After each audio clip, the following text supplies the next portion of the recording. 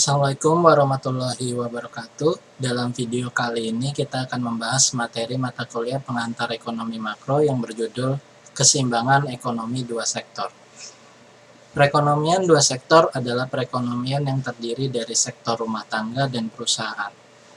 Dalam perekonomian tidak terdapat pemerintah, berarti dalam perekonomian itu tidak terdapat pajak dan pengeluaran pemerintah.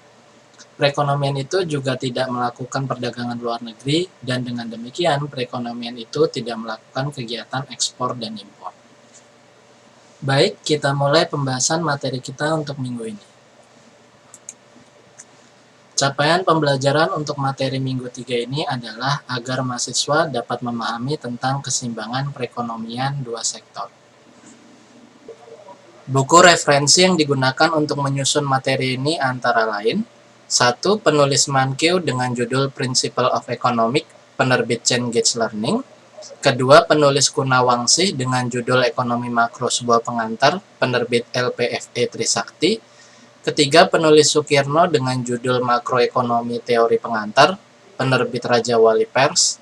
Dan yang keempat, penulis Mandala dengan judul Teori Ekonomi Makro Suatu Pengantar, penerbit FEUI Jakarta.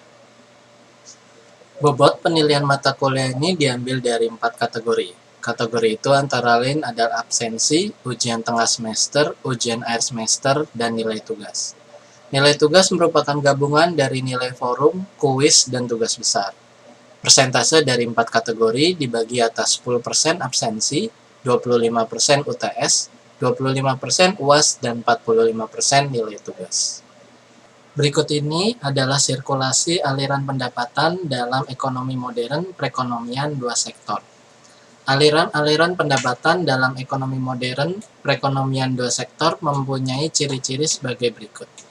Aliran pertama, sektor perusahaan menggunakan faktor-faktor produksi yang dimiliki rumah tangga.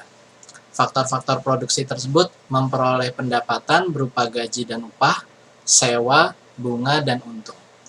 Aliran kedua, sebagian besar pendapatan yang diterima rumah tangga akan digunakan untuk konsumsi, yaitu membeli barang-barang dan jasa-jasa yang dihasilkan oleh sektor perusahaan.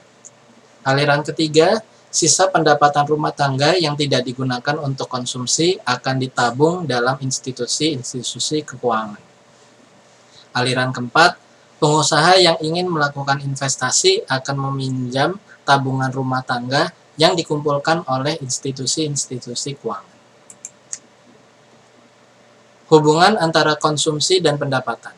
Ciri-ciri hubungan antara konsumsi dan pendapatan adalah: yang pertama, pada pendapatan yang rendah, rumah tangga akan mengorek tabungan. Kedua, kenaikan pendapatan menaikkan pengeluaran konsumsi rumah tangga. Ketiga, pada pendapatan yang lebih tinggi, rumah tangga akan cenderung menabung. Sekian pemaparan materi untuk minggu ini. Semoga ilmu ini bermanfaat untuk kalian semua. Dan ingat selalu untuk bersinar bersama Undira. Wassalamualaikum warahmatullahi wabarakatuh.